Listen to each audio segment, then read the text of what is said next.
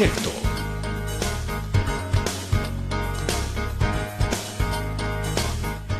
Don Carlos, ¿cómo está? Para comenzar a hablar sobre economía, que creo que es algo que le interesa mucho a la gente en este tiempo. La gente está preocupada por la economía, el dinero, va a tener, no va a tener fuente de trabajo, el sueldo que recibe el país o que recibía en esa bonanza producto de los precios internacionales del gas es el mismo, el tamaño de este sueldo es el mismo o ya no. La gente está muy preocupada. ¿Qué va a pasar? Se viene una crisis económica profunda, terrible, se dicen muchas cosas, en fin. Entonces ese tema es importante, don Carlos, y vamos a comenzar con eso. Vamos a aprovechar la primera parte de la entrevista con esa temática y le voy a ceder la palabra a mi compañero de trabajo, José Luis Aliaga, para que él comience. José Luis. Gracias, Pedro. Carlos, el país que va a recibir, si usted gana las elecciones del próximo 18 de octubre o las del 29 de noviembre, es un país que está sin dinero, absolutamente sin dinero. El tema de yacimientos petrolíferos fiscales bolivianos con los precios internacionales es un tema incierto. El mercado interno ha tenido una restricción muy grande en estos 6-7 meses de pandemia. ¿Cómo va a ser su gobierno para que en el país vuelva a haber circulante, es decir, dinero en el bolsillo de los bolivianos y se pueda reactivar la economía, que es lo que le interesa a la gente de a pie? Primero, José Luis, subrayar algo muy importante. La situación económica tiene que ver con la pandemia del coronavirus. Pero no solamente, tiene que ver con el fraude y la corrupción de 14 años, más lo que llevamos de administración del actual gobierno, del cual estamos todos hartos, los oyentes, los ciudadanos y nosotros. Esos 14 años de fraude, corrupción, irresponsabilidad, más coronavirus, han generado una realidad muy compleja, que ha marcado una crisis que estamos sufriendo todos, que están sufriendo los ciudadanos, la crisis de salud, la crisis política y la crisis de corrupción. La crisis económica es el escenario mayor al que vamos a hacer referencia. Pero es muy importante subrayarlo para decir, lo que nosotros tenemos es una realidad que conocemos perfectamente, para la que tenemos soluciones muy claras y muy concretas en el ámbito de la economía, de la salud y de la corrupción, con medidas específicas. Yendo al tema de la pregunta, hay dos tipos de esfuerzos que hay que hacer inmediatamente después de llegar al gobierno si somos elegidos por el voto popular. El primero, lo que tú decías, es garantizar la inyección de dinero a la economía. Lo que quiere decir garantizar la inyección de dinero a la gente de a pie, a la persona que no tiene empleo, que lo ha perdido o que puede perderlo. Y establecer que el empleado, el pequeño emprendedor y el productor puedan tener ingresos adecuados. Eso requiere de un financiamiento de unos 5 o 6 mil millones de dólares en lo inmediato, en una negociación inmediata de financiamiento que permita ese ingreso. Porque los ingresos regulares que el país recibe tienen que ser ocupados en el gasto público, en el pago de las obligaciones que el Estado central, que las gobernaciones y los municipios tienen. Tenemos que combinar las dos cosas, el esfuerzo propio para cubrir las obligaciones inmediatas operativas y el esfuerzo de la financiación que te permita una inyección a la oferta, no solamente por la vía de bonos, sino por el pago de las deudas que tiene el Estado con proveedores y la capacidad de generar créditos para el empleo. Créditos que sean de acceso fácil, muy importante, acceso fácil, créditos que sean con intereses bajos, plazos largos, y para eso solamente se puede garantizar la intermediación del sistema financiero, es decir, los bancos privados y el Banco de Desarrollo Productivo, con una garantía estatal que te permita que no te pidan garantías que tú no puedes cubrir. Esos son los dos elementos claves: el financiamiento de ese dinero a nivel internacional y las condiciones de ese financiamiento con un respaldo estatal. Carlos, permítame, esos 5.000 o 6.000 millones de dólares, con préstamos del Banco Mundial, del BID, del Fondo Monetario Internacional, de países. ¿Cómo se financiaría eso? El financiamiento multilateral y el financiamiento bilateral son elementos que dependerán de la negociación y de las condiciones. Es muy obvio, muy importante decir que esas condiciones son características de el sí o el no a la aceptación del crédito. Y otra vez, ya lo hemos conversado más de una vez contigo, José Luis, no estamos en la lógica de pensar que esta crisis es una crisis solamente de Bolivia. La situación dramática mundial es de tal magnitud que las viejas premisas del Fondo Monetario, Banco Mundial, BID, CAF, etcétera, no son las mismas ni serán las mismas. El tema ha cambiado de manera drástica porque lo que está viviendo Bolivia lo está viviendo Argentina, Chile, Perú, Uruguay, Paraguay, Brasil, Colombia, Ecuador, Venezuela. Es decir, no hay país sudamericano que esté en mejor condición que Bolivia, no lo hay. En general nosotros somos un país promedio y el tema de la situación crítica en algunos casos es muchísimo peor que la de Bolivia.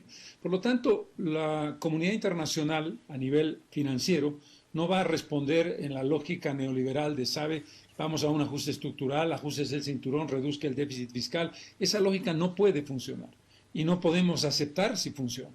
O sea, los créditos que se tomen, dependiendo de las condiciones de esos créditos específicos para determinado tipo de objetivos, tendrán que establecer la posibilidad de libre disponibilidad de una reducción limitada del déficit fiscal, porque con un déficit fiscal del 10 al 12% tú no puedes decir, me comprometo a bajar 4 puntos, porque no lo puedes hacer simplemente. Sería mentir y sería ajustarle el cinturón injustamente a quien no puede ajustárselo más. En consecuencia, esas condiciones dependen de un contexto totalmente nuevo post-pandemia. Gracias, Pedro. Don Carlos, usted bien lo ha dicho que esta es una crisis que no es solo de Bolivia, es a nivel internacional, mundial. Y por eso están surgiendo corrientes de criterios sobre cómo los estados puedan recaudar más recursos, más fondos. Y ya en países como Chile, Argentina, Perú, México, la sociedad está hablando y parece estar creciendo una lógica de los ricos tienen que pagar más, impuesto a la riqueza. Y en materia impositiva es muy importante, don Carlos, ¿quién paga qué? ¿Quién y qué paga? ¿Quién paga y qué es lo que paga? En Bolivia, ustedes dentro del equipo económico que tienen y el trabajo que están planificando, ¿en algún momento en materia impositiva han pensado en que se pueda dar un impuesto a las fortunas, a los capitales o a las personas que más tienen? ¿O eso está totalmente descartado? Aquí, Pedro Saúl, hay que hacer una diferenciación. La mayor parte de los países que has mencionado tienen un impuesto que se llama impuesto a la renta física de personas, que Bolivia no tiene. Es decir, son países que ya han universalizado el impuesto y por lo tanto puedes hablar de un impuesto adicional. Pero Bolivia no tiene ese impuesto y si lo impusiéramos primero, que es lo más lógico, la universalización del impuesto para todo el mundo, tendríamos un conflicto social gigantesco porque tú sabes que hay un sector muy pequeño, 400, 500 mil tributarios, que son los que sostienen el conjunto del sistema tributario del país. En consecuencia, nosotros no creemos que la lógica sea aumentar impuestos, sino establecer una universalización, no por la renta física de personas, porque eso es muy complicado socialmente en un momento tan duro como este, sino a través de una reducción general del conjunto de impuestos, bajar en algunos rubros el IVA, no en todos, hacer una gradación del impuesto a las utilidades de empresas y una universalización de la factura. La condición de Bolivia es distinta. Lo que tú tienes que hacer es ampliar la recaudación sin la extorsión que hay sobre un pequeño núcleo, porque en realidad ya las grandes empresas están pagando mientras el pequeño tributario el potencial pequeño tributario no tributa nada. En ese ámbito, empresas grandes en el mundo de la economía digital que se le ha llamado, empresas gigantescas como ser Google, Amazon, Facebook, la proporcionalidad de los impuestos que pagan en nuestra región, le hablo de Latinoamérica y lo que podríamos hacer acá en Bolivia, ¿cómo está? Mientras un boliviano paga y cumple sus impuestos, un boliviano que produce una empresa transnacional de este tamaño, ¿tiene también responsabilidad fiscal proporcionada frente al Estado boliviano o tendría que tenerla? Ese es un tema de discusión internacional. Como tú sabes, la Unión Europea está generando recién un gran debate para la categorización de impuestos sobre empresas como Google o Facebook, y ese es un concepto que tiene que analizarse en América Latina en su conjunto. Eso tiene que ver con el servicio que recibes, con lo que significaría ese impuesto y lo que significarían las limitaciones del servicio si este impuesto no fuera aceptado por esas empresas. Ese es un tema que hay que evaluar y debatir en profundidad en el contexto latinoamericano como elemento común y en el contexto del país. Si me permite, Carlos, si llega la presidencia al gobierno, ¿va a modificar el tipo de cambio? ¿Qué está pensando hacer con la moneda boliviana? No va a haber devaluación. Si hubiera una devaluación, generaríamos una doble crisis. Además de la dramática crisis económica que estamos viviendo, una crisis financiera que podría hacer colapsar todo el sistema. El sistema financiero es un elemento crucial vinculado a la confianza y a la expectativa. Para eso necesitamos la garantía de las reservas del Banco Central de Bolivia, que mientras estén en el rango de los 6.000 millones de dólares, 6.500, 6.800, 5.900, puede darte un margen de seguridad. Esto es muy importante. Creemos que el gobierno de la presidenta Áñez ha tomado conciencia de ello y no hay una reducción sistemática.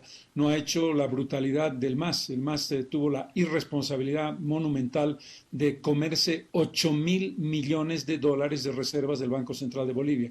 El gran milagro económico masista del fraude, de la despilfarro y de la corrupción, se suma al despilfarro de 8.000 millones de dólares. ¿Dónde están esos 8.000 millones de dólares? En inversiones en ENDE, que nos ha dado un superávit que no podemos colocar en ningún lado, en 1.000 millones vinculados a la planta de urea que no funciona. Es decir, es una locura de tal tamaño que realmente lo que el MAS nos ha dejado, un desfondamiento de las reservas del Banco Central y un déficit fiscal del 8%, son elementos que significan realmente el gran batacazo antes de la pandemia. Por lo tanto, manteniendo esas reservas que están en el límite y no tocándolas, podemos garantizar la estabilidad de la moneda.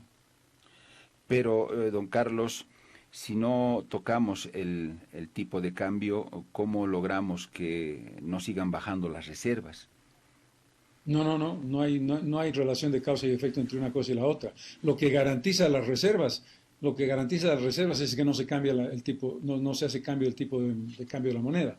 El mantenimiento de las reservas es lo que te da el respaldo, que no es inorgánico, que tú sabes que tu moneda está respaldada por un fondo. Eso es lo importante. Es decir, las reservas son el elemento clave. Si se tocaran las reservas y se siguiera tocando esa plata, si siguiéramos sacando plata de las reservas, estaríamos desfondando, sacándole piso al cambio de la moneda, y eso es lo que no hay que hacer. En cuanto a las empresas del Estado, hablemos, por ejemplo, de la planta de urea, Papel Bol y todas las que se crearon en el anterior gobierno, ¿cuál va a ser la actitud de su gobierno? Ya lo hemos dicho varias veces, José Luis, ya lo dije contigo también. La actitud es: no vamos a privatizar, no vamos a privatizar ni vamos a nacionalizar. Vamos a mantener las empresas estratégicas del Estado, que son las grandes, YPFB, ENDE, Entel, BOA, las fundiciones, etcétera, que tienen que ver en todos los casos con la necesidad de institucionalización, despolitización, mayor eficiencia, establecimiento de reglas dentro de un sistema impositivo que no cambie en lo esencial, sobre todo en el tema de YPFB, de instrumentos para las empresas internacionales que operan en Bolivia y que están asociadas con YPFB para que tengan incentivos de inversión para lograr garantizar nuestras reservas.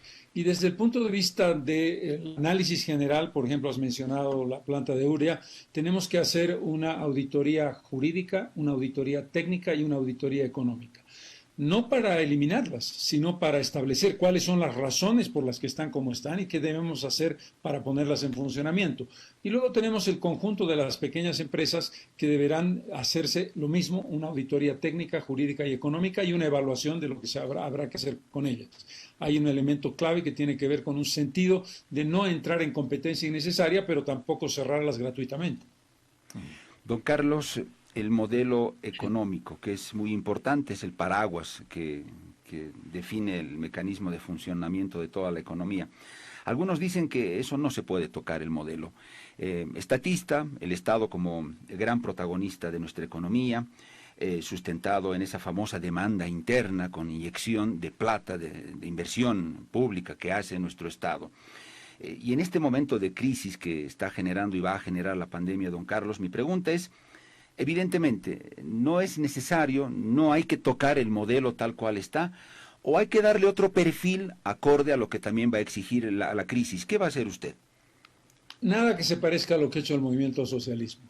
Nada de seguir nacionalizando por nacionalizar, nada de inventarse una inversión pública para generar demanda interna basada en el déficit fiscal. Así también hago yo política económica. ¿Qué es el problema? El problema es que cuando se acabaron las vacas gordas no habían soluciones y el MAS lo que hizo fue gastarse, tomar la plata arbitrariamente, como he dicho, con las reservas del Banco Central de Bolivia y generar inversión pública en base a déficit.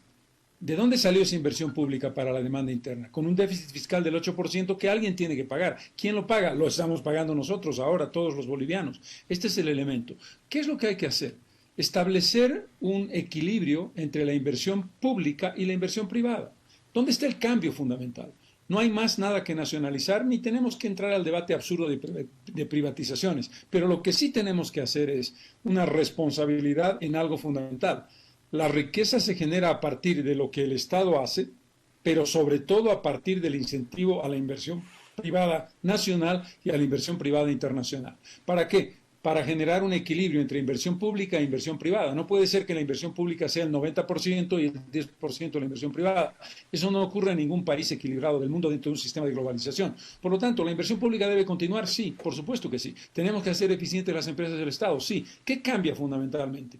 El incentivo vía compro boliviano, vía ferias a la inversa, vía incentivos en relación a la inversión en seguridad jurídica para lograr ingresos y recursos que no te disfracen la inversión pública con déficit, que sustituyan el déficit por inversión real del sector privado. Esto es muy importante, darle al sector privado un rol significativo, sin que eso signifique un debate absurdo entre ese Estado o mercado, Estado o empresa privada. No, ambos tienen un papel importante que jugar y eso es lo que el MAS nunca reconoció. Don Carlos, para complementar, interesante lo que usted dice. En Bolivia ya no hay nada más que nacionalizar y nada más que privatizar. Es un punto de partida muy claro. Entonces, al sector privado y al empresariado privado en Bolivia, en esta lógica de responsabilidades y tareas compartidas, ¿qué le toca hacer en esta nueva fase? ¿Dónde tiene que invertir? ¿Cuál es su rol? El rol productivo y generador de empleo. Productivo y generador de empleo. Esto es muy importante, la producción de bienes manufacturados, la producción en el ámbito industrial, la producción en el ámbito minero, la producción en el ámbito agroindustrial, la producción en turismo, la producción que genera empleo, ¿a partir de qué? A partir de incentivos que tienen que ser muy claros, infraestructura que hace el Estado, a partir de un sistema impositivo razonable que no te haga cargas imposibles. Tú no vas a hacer una empresa privada cuyas cargas de carácter tributario sean tales que no tengan ningún incentivo. Por eso tenemos que hacer una reforma tributaria estructural. Por eso tenemos que generar seguridad jurídica, que no me ponga yo de mal humor como presidente al día siguiente y diga, ahora me toca cambiar esta ley que era la ley sobre la que habías hecho tu inversión.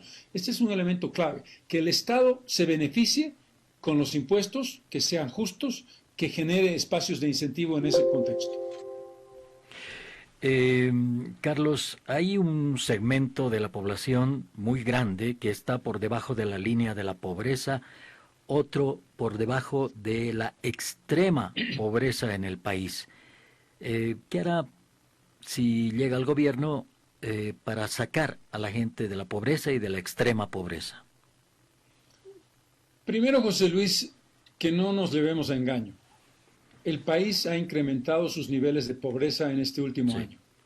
Y los ha incrementado no porque los gobiernos sean malos o buenos o regulares.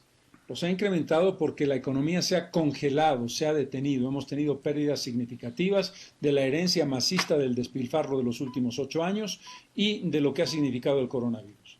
Por lo tanto, tenemos un incremento de la pobreza que es complejo. ¿Cómo había encarado el MAS esta situación? Haciendo una medición puramente económica, es decir, el mayor número de ingresos es automáticamente menor pobreza. Pero la pobreza es multidimensional. Multidimensional quiere decir, ¿dónde tenemos que atacar nosotros en la lucha contra la pobreza? En la lucha contra los indicadores sociales más críticos del país, que tienen que ver con morbilidad y mortalidad infantil entre 1 y 5 años, que es de las más altas de América Latina, mortalidad materna, que es uno de los graves problemas, es probablemente el estigma peor que tenemos, y el tema de desnutrición crónica. Es decir, hay que generar posibilidades de empleo para acceso a opciones y oportunidades. Hay que generar inversión en el área social, en riego, etcétera, para la agricultura, para generar condiciones mejores de trabajo para la gente, sin duda. Pero tienes que atacar específicamente con una inversión social focalizada a estos sectores y tenemos que establecer metas claras. ¿Cuáles son los indicadores que tenemos hoy y cuáles son los indicadores que esperamos resolver para el año 2025 en los términos de pobreza multidimensional? Don Carlos, voy con mi pregunta. Que tenemos que dejarnos de ser una economía extractivista, que basta de las materias primas, el gas, el petróleo, en fin. Don Carlos, yo inmediatamente me pongo a pensar entonces, ¿por qué no hacemos un polo industrial? ¿Por qué de pronto los productos orgánicos, la producción orgánica, la quinoa, los camélidos, textiles, hasta ahora no han podido erigir en Bolivia una gran industria en ese ámbito, pero gran industria exportadora? Don Carlos, ¿usted en su plan económico ha pensado en un proyecto como ese? ¿O por lo que acaba de decir, el sector privado es el que tendría que encargarse de darle al país esa otra veta de ingresos fuerte, poderosa en nuestra economía? ¿Eso cómo lo ha pensado? Desde luego, yo creo que el concepto de industrialización tiene una amplia gama, es un abanico muy importante y hay que tener confianza en la iniciativa privada. Y cuando digo iniciativa privada, Pedro Saúl, no estoy hablando del poderoso empresario multimillonario. Estoy hablando del pequeño emprendedor, del microempresario, de las comunidades indígenas, de las estructuras de cooperativas. Cuando tú hablas del sector camélido, yo no veo razón alguna para no pensar que haya una estructura de pensamiento en el que los productores de camélidos, por decirte, en el departamento de Oruro o en el departamento de La Paz, se agrupen para trabajar de manera común en un objetivo vinculado a lo que pueda representar esa industria, o lo propio en el caso de la quinoa. Lo que tenemos que establecer aquí son condiciones adecuadas que fueron un problema para poner el ejemplo de la quinoa. Tuvimos un momento en el que lo único que se pensó era el nivel espectacular de precios internacionales de la quinoa, que llegó a grados muy atractivos. Y entonces se volcó muchísima producción pequeña y mediana en el área del altiplano boliviano para la generación de producción de quinoa, la quinoa real en particular. ¿Qué pasó cuando cayeron los precios? Que se vino abajo y se deprimió todo el sistema productivo. Si tú no cierras una cadena completa, si tú no estableces la lógica de cadena productiva desde el productor, intermediario, consumidor, pero sobre todo la exportación, la garantía de mercados de exportación, corres el riesgo de que esa línea es una línea muy oscilante y muy irregular. Pero la base de tu pregunta, hay que ir a la industrialización no pensando exclusivamente cuando hablas de industria en la industria pesada, en la planta separadora de líquidos, en la planta de San Buenaventura de caña o en la planta de urea, que son esfuerzos estatales tirados al basurero. No, lamentablemente, en el sentido literal de la palabra, sino en un sentido metafórico, que tenemos que recuperar del basurero para convertirlos en productivos, pero lo cual le va a significar un esfuerzo gigantesco al Estado boliviano.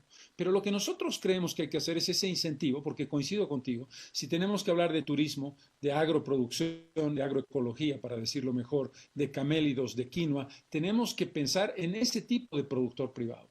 La palabra privado lleva a la confusión, lleva a creer que estás hablando del millonario que tiene no sé cuántos 200 de millones para enriquecerse. No, no, no. El privado es el pequeño emprendedor, el mediano emprendedor y el gran emprendedor. Tengo una pregunta, colocándome en la situación de miles, quizá millones de bolivianos que de tener un negocio, un emprendimiento, han tenido que pasar por esta pandemia y la crisis a vender barbijos, a hacer delivery en bicicleta o a pie, que he visto algunos casos. ¿Qué le puede decir a la gente que en este momento está trabajando en eso porque ha perdido la oportunidad debido a la crisis de la pandemia? ¿Qué le puede decir concretamente a la gente que tiene esperanza en que el próximo año o a partir del próximo gobierno la cosa sea distinta? Dos cosas. La primera, tenemos que dar un salto de la informalidad a la formalidad. ¿Cómo? A través de la universalización de las facturas y a través de un sistema tributario razonable, sin extorsión, sin burocracia y sin trámites. De modo que tú puedas con tu iniciativa como pequeño o microemprendedor de un empleo tuyo o de 2 o de 3 o de 5 personas, entrar en el sistema bancario que te permita un acceso a créditos, que te permita formación técnica, que te permita asesoramiento y que te permita respaldo del Estado en esa dirección. La segunda, la inyección económica de la que hablábamos al principio, José Luis. Eso significa que yo tengo que darle acceso al dinero, al sector de demanda, a aquel que necesita el dinero para el día a día, que tiene que recibir el pago de lo que le estamos debiendo, y el acceso a un crédito para poder entrar en una iniciativa individual de pequeña escala o de mediana escala. Y eso significa que yo tengo como Estado que darle el dinero, meterlo al sistema bancario, al microcrédito, con intereses, plazos, condiciones y garantías respaldadas mayoritariamente por el Estado. Lo que te puedo decir a ti que estás en esa situación es que tengo que hacer una transformación progresiva, que no va a ser mágica, que no va a ser automática, pero que va a ser pensando fundamentalmente en la palabra empleo, en la palabra formalización, no por la vía del palo, sino por la vía del incentivo. Don Carlos, si tú quieres complementar algo, José. No. Don Carlos, bueno, usted es periodista y me va a entender perfectamente. A veces los políticos hablan y nos dan siempre la cáscara. Yo ahora quisiera, don Carlos, lo concreto. ¿Cómo va a generar fuentes de empleo? O sea, el cómo. Porque yo creo que sé que es difícil esa tarea, pero cuando uno como candidato se pone en esa tarea, me imagino que fija el procedimiento para el camino a crear empleos, se fija unos plazos y determina una meta. Y no sé si la meta termina en cuántos empleos voy a crear y en cuánto tiempo. Don Carlos, ¿cómo piensa usted generar empleos? ¿De dónde? ¿Qué tipo de empleos? ¿En qué tiempo? Pero Saúl, la pregunta tiende a plantear el interrogante de cómo va a generar la presidenta Áñez 600,000 empleos. ¿Para qué vamos a entrar en cifras que son absolutas entelequias, palabras al viento? ¿Cuál es la respuesta?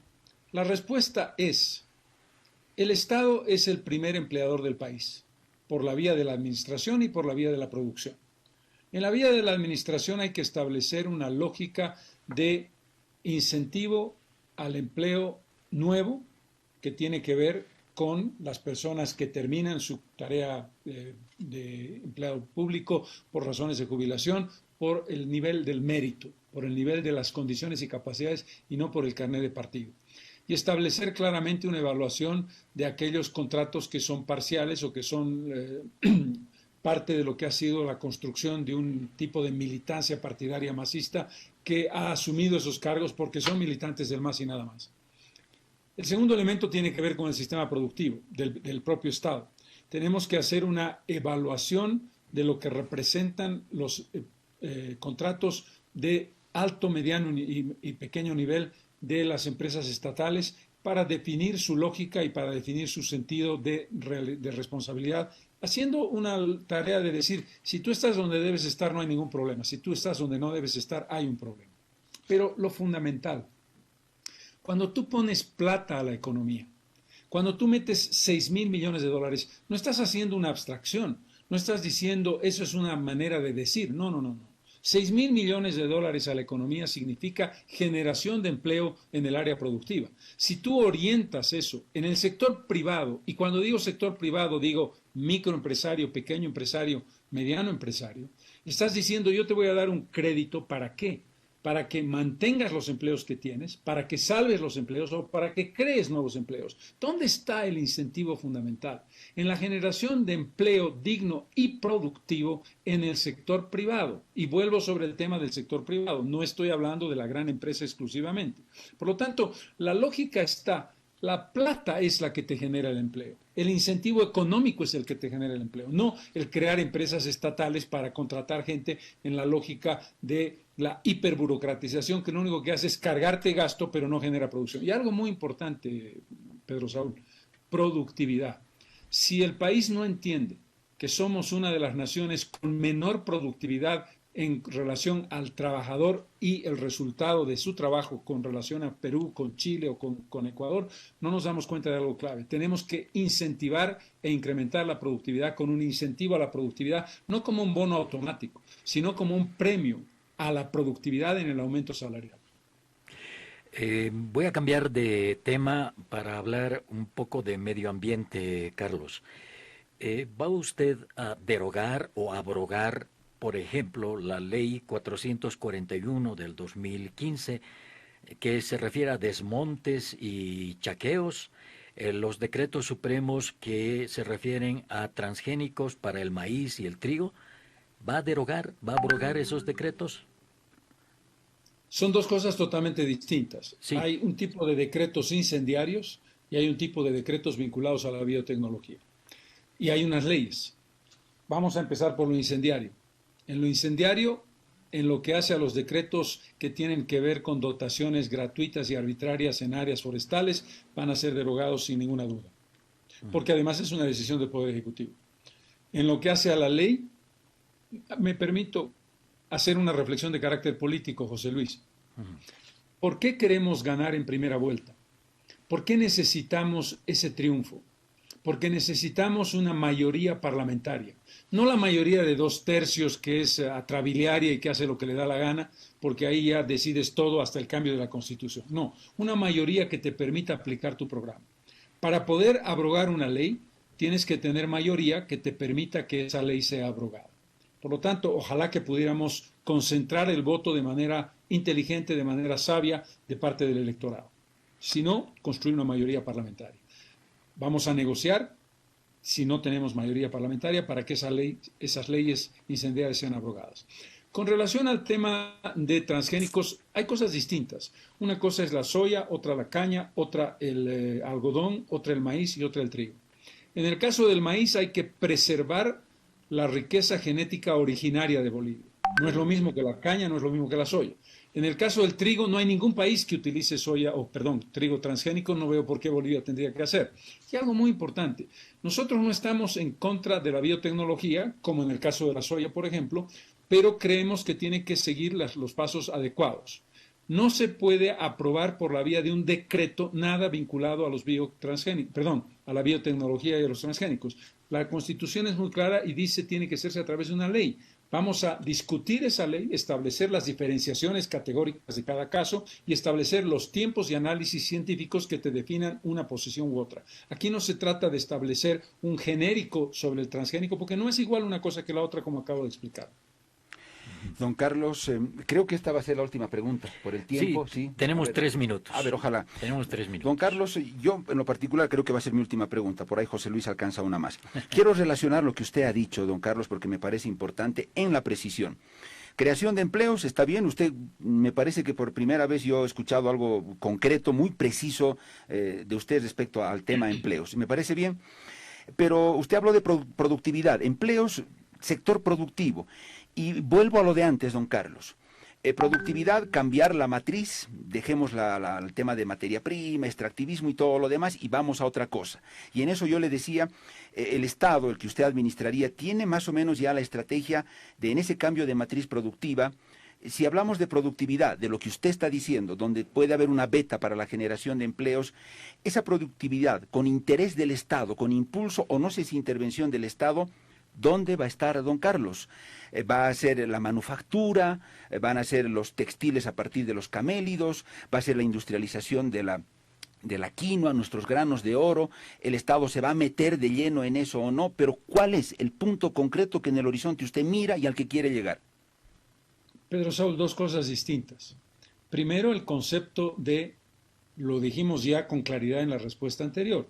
Si vamos a hacer un incentivo de la producción de quinoa, no creo que el Estado tenga que intervenir en la producción de quinoa desde el punto de vista de ser el inversionista y de generar una empresa para producir quinoa.